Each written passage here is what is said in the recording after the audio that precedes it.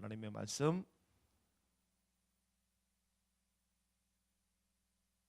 고린도전서 7장 10절부터 한 절씩 나누어 교독합니다.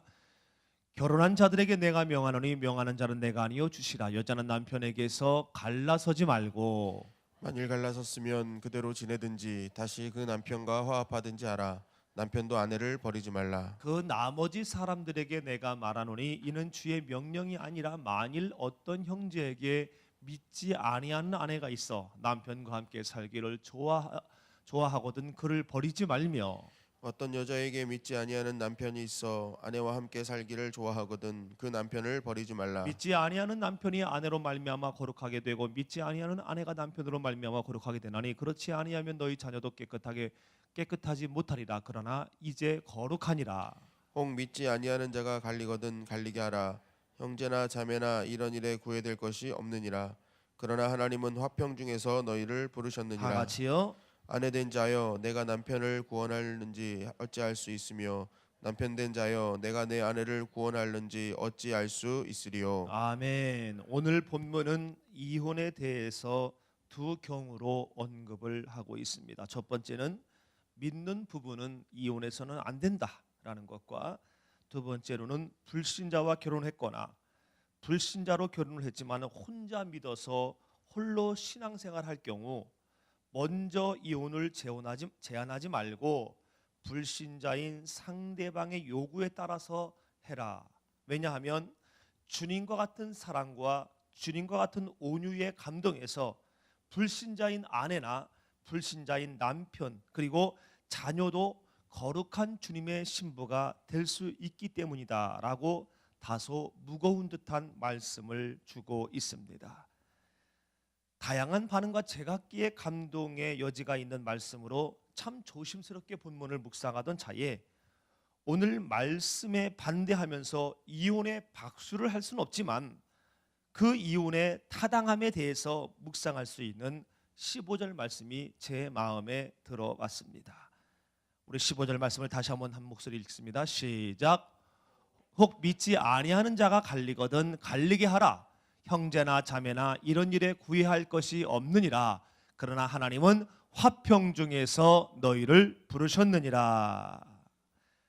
불신 배우자, 이 불신 배우자는 하나님을 믿지 아니하고 하나님을 모르는 사람을 의미하지만 또한 그 내면에는 예수님을 믿는 것 같이 교회는 다니고 있지만 성령 받지 못해서 하나님을 의식하지 않고 제멋대로 사는 사람, 하나님의 영광을 가리우는 사람, 모든 사람이 이 속에 포함됐다고 저는 묵상하면서 이러한 사람이 신앙의 문제 혹은 이혼할 수밖에 없는 그러한 결정적인 사유로 이혼을 제한하거나 이혼할 수밖에 없는 그러한 상황이 발생되었을 때에 갈라지면은 거기에 대하여 구속받을 필요가 없다라는 거예요.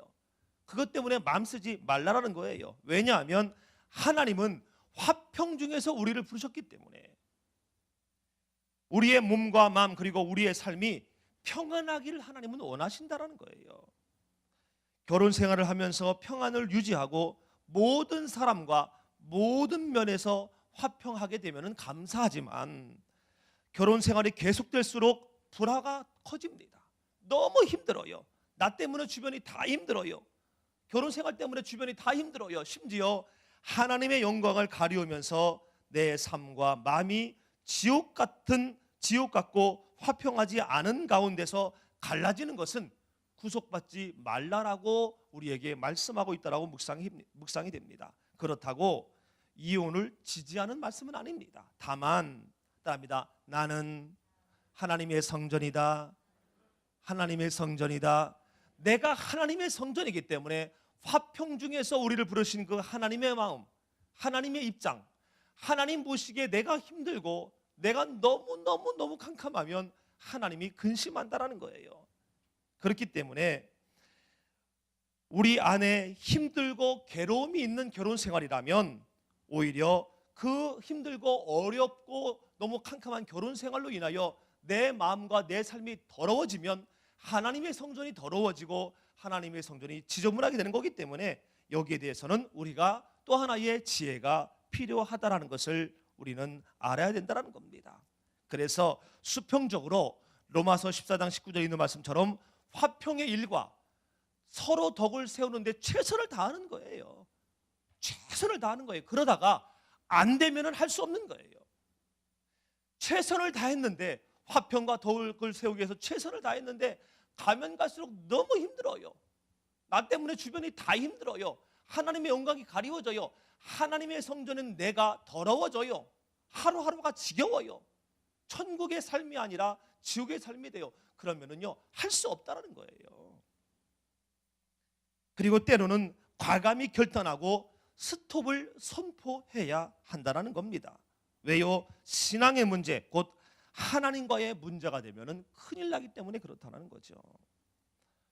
로마서 5장 1절의 말씀에 있는 것처럼 믿음으로 의롭다 하심을 받았으니, 내가 의인이에요. 믿음으로 의롭다 함을 받은 하나님의 성전이기 때문에 우리는 어떠한 상황에서도 우리 주 예수 그리스도로 말미암아 하나님과 화평을 누려야 됩니다.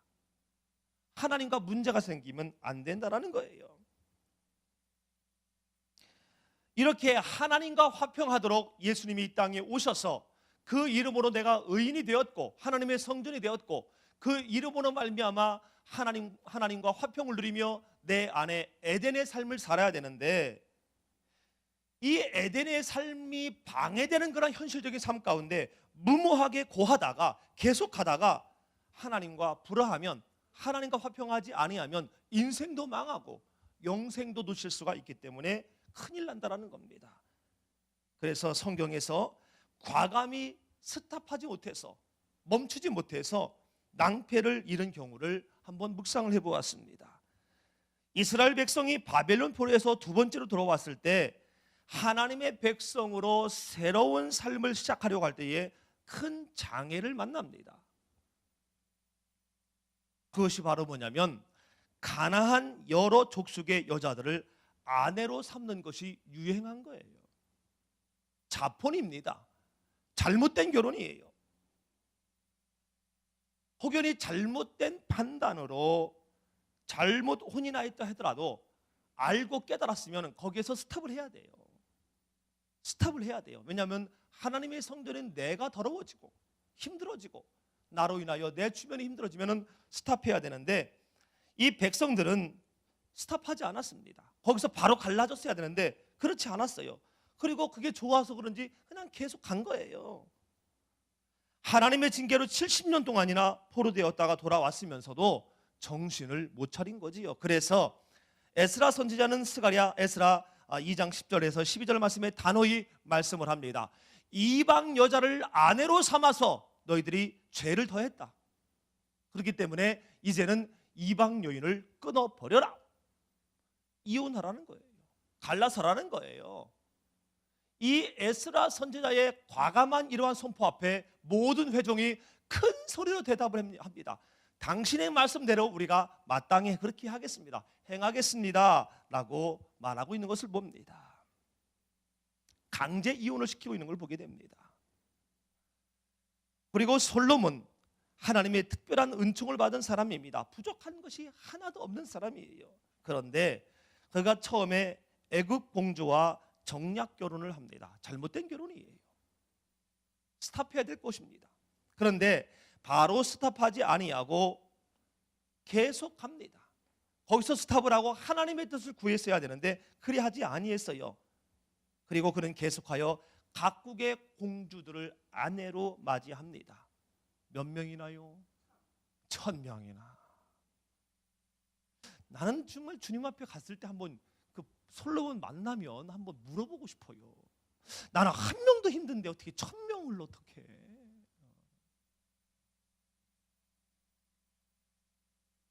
스탑해야 되는데 계속 간 거예요. 잘못된 결혼인데도. 그리고 여자의 약한 것을 눈치챈 소수 민족들은 강력한 군주 솔로몬과 결탁하기 위해서 경쟁하듯이 자기의 딸을 계속 보내게 됩니다. 그 결과 예루살렘은 어떻게 되냐면요, 온 민족의 신들, 즉 우상들의 각주장이 되어지고 말아요. 쑥대밭이 되는 거지요. 정말 지저분한 곳이 된 겁니다. 그런가 하면 북왕국 이스라엘의 아합 왕, 우리가 수요일 이제 구약 결혼을 통해서 우리가 정말로 구약을 깨뚫고 있습니다만은 이 아합 왕 시돌의 공주 이세벨을 아내로 맞이합니다. 잘못된 결혼이에요. 옆에서 도움을 되는 것이 아니라, 돕는 배필이 아니라 오히려 부채질하는, 악으로 갈 수 있도록 오히려 꼬드기는 그러한 악한 아내인 거지요. 이혼했어야 돼요. 거기서 스탑했어야 돼요. 근데 스탑하지 아니하고 계속 갑니다. 그 결과 어찌 됩니까? 이스라엘은 하나님의 나라가 아니라 바알의 나라가 되고 말아요. 바알의 나라. 여호와를 경외하는 사람들은 모조리 목숨을 잃거나 혹은 지하로 숨어들 수밖에 없는 결과를 가져오게 됐다는 거예요. 궁극적으로 억지의 혼인 생활로 하나님의 성전인 내 몸과 그리고 내 마음이 망가져서는 아니 된다라는 겁니다. 그리고 내 삶이, 하나님은 화평 중에 우리를 부르셨는데 이 생활로 말미암아 내가 불행해지고 화평하지 못하면 안 된다라는 거예요. 심지어 신앙의 문제가 약이 돼서도 안 된다라는 겁니다. 그렇기 때문에 여기에 대해서 우리는 참된 지혜가 필요하다라는 거예요. 그런데 고린도 교회의 독특한 상황에 따라서 1, 2절 말씀에는 주님께서 명령으로 주님의 이름을 빌어서 명령합니다. 신자의 이혼을 금지하고 있습니다. 그러면 이는 어찌하는 말인가? 어떻게 해야 됩니까? 라고 질문이 될 수 있습니다. 그래서 저는 아직 결혼하지 아니한 우리 미혼, 여기에만 있나? 미혼, 그리고 혼자 하나님께 영광을 돌리는 것이 은사가 아니어서 새로운 출발의 여지가 있는 분들께 사랑의 마음으로 선포합니다. 1, 2절 말씀으로 고민하지 않도록 잘 살피고 시작하라. 잘 살피고 시작하라. 우리 미혼만 따라합니다. 잘 살피고 시작하자. 근데 왜 둘이 앉아 있지? 잘 살피고 시작하자라는 거예요. 여러분, 잘 살피지 아니하고 시작하면 1, 2절 말씀 앞에 우리는 시험 들 수 있고 고민할 수밖에 없다라는 겁니다. 뭘 잘 살펴야 됩니까? 무엇보다 신앙적인 면을 잘 살펴야 됩니다. 어떤 면요? 어떤 면요? 신앙적인 면. 믿는 이가 이상적입니다. 다음 주에 나눌 말씀 29절에서는 분명하게 단호히 말씀합니다. 주 안에서만 재혼해라. 주 안에서만. 전쟁 중에요, 가장 악하고 끝이 없는 게 바로 종교 전쟁입니다. 이처럼 신앙이 다르고 영이 다른 결혼 생활은요, 아름다운 생활이 될 수가 없다는 거예요. 그러므로 신앙적인 면을 살피고 신앙적인 면을 면밀히 바라보는 것은 매우 중요하고 어떤 면에서는 절대적이라도 볼 수 있다는 겁니다. 우리 미혼들은 잘 들으세요. 결혼을 한 번도 안 한 분들. 결혼은 전도의 기회로 삼을 수 있는 소지의 것이 아닙니다. 온전한 자들, 영이 같은 자입니다. 성령 받은 자입니다. 하나님의 백성이 되고 하나님의 성전이 된 자이지요. 온전한 자들이 만나서 가정을 이루고 또 그 속에서 삶과 믿음의 온전한 인격 그리고 온전한 행복을 생산하는 것이 가정이고, 그런 것이 이루어져야 될 것이 바로 가정이지 결코 어설픈 실험 대상을 하는 것이 아니다라는 거예요. 다시 말해서 하나님의 영광을 위해 존재하는 것이 바로 가정이고 결혼이라는 겁니다. 뿐만 아니라 이상과 목표도 우리가 잘 살펴야 됩니다. 최소한 삶의 방향이 한 곳이어야 돼요. 나는 왼쪽으로 가기를 원하는데 함께할 사람은 오른쪽으로 가려고 그래요. 힘듭니다. 힘들어요. 좌우가 다르면 결국 1절, 2절 말씀 앞에 고민하고 시험 들 수밖에 없다라는 거지요. 뿐만 아니라 취향도 한번 살펴봐야 돼요. 그리고 가게도 한번 살펴봐야 돼요. 왜 취향을 살펴봐라겠는데 이선희 집사님은 웃지? 취향이 같지요? 둘 다 웃습니다. 잘 살펴봐야 돼요. 왜냐하면요, 우리는 여전히 육을 갖고 있기 때문에 보이지 아니하는 하나님을 우리가 따라가지만, 그러나 보이는 것으로 인하여서 보이지 아니하는 하나님이 안 보일 수도 있어요. 그렇기 때문에 보이는 그것에 대하여서도 우리는 잘 살펴야 된다라는 겁니다. 그리고 집안 내력이라는 게 있습니다, 여러분. 이거 잘 살펴야 돼요.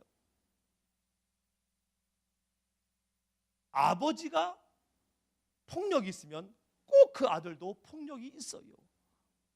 그런 말이 있잖아요. 교제를 하다가 애를 가졌는데 그 교제하는 그 상태에서 그 남자친구가 술만 먹으면 때려. 술만 먹으면 이상한 짓을 해. 그런데 교통사고로 그 남자친구가 죽었습니다. 너무 그래도 안쓰러워서 이 여자는 혼자 애를 놓았어요. 근데 신기한 것은 그 아이는 아빠를 본 적도 없는데 자라면서 그 아버지하고 똑같은 행동을 하더라는 거예요. 여러분, 가계라는 것, 이거 무시할 수 없는 거지요. 저는 결혼하기 전에 제가 28에 결혼을 했는데, 제가 24살부터 일기를 쓴 가운데 결혼에 대한 것을 썼던 것 같아요. 제가 결혼하고 5년 정도 됐을 때 울산에 목회하러 갔을 때 아내가 일기장으로 얘기를 해주더라고요. 그래서 알았는데, 일기를 쓰면서 하나님, 제가 결혼을 해야 되는데 이러한 아내를 주세요, 이러한 아내를 주세요, 이러한 아내를 주세요 라고 제가 조목조목 썼어요. 그런데요, 제가 이제 아내하고 결혼을 하고 나서 결혼 생활을 하는데 하는 행동이 어디서 좀 본 것 같은 느낌이 있는 거예요. 저 어디서 봤지? 저런 행동 어디서 봤지? 근데 그게 제가 글로 썼던 것이 이제 아내 행동에서 나타나기 때문에 어디서 본 것처럼 이렇게 저에게 느껴졌던 거지요. 그런데 신기한 것은 제가 28에 결혼을 했는데 제가 기도하는 마음으로 글로 썼던 그것이 아내의 모습에서 그대로 나타나더라고요. 비근한 예로 우리 어르신들께서는 좀 웃으실 수 있을지 모르겠지만, 제가 시골에서 자라다 보니까 예의를 굉장히 중요시 여겼어요. 특별히 어르신들에 대해서. 그래서 남편보다 먼저 숟가락을 놓지 않는 사람. 너무 구태연하지요? 근데 굉장히 중요해요. 시골에서 어른이 숟가락을 안 놨는데 먼저 놓잖아요. 그거는 쌍놈 집안이에요. 혹시 이렇게 있다가도 어른이 수저 놓을 즈음에 다시 들었다가 놔야 되는 그런 교육 받잖아요. 그래서 그런지 하여튼 그런 것들을 한 거예요. 내 앞에서 옷을 갈아입지 않는, 하여튼 이런 아주 자질구레한 걸 다 썼던 것 같아요. 근데 제가 이제 23년 결혼 생활했는데요, 아예 아내가 지금까지 그러는 거예요.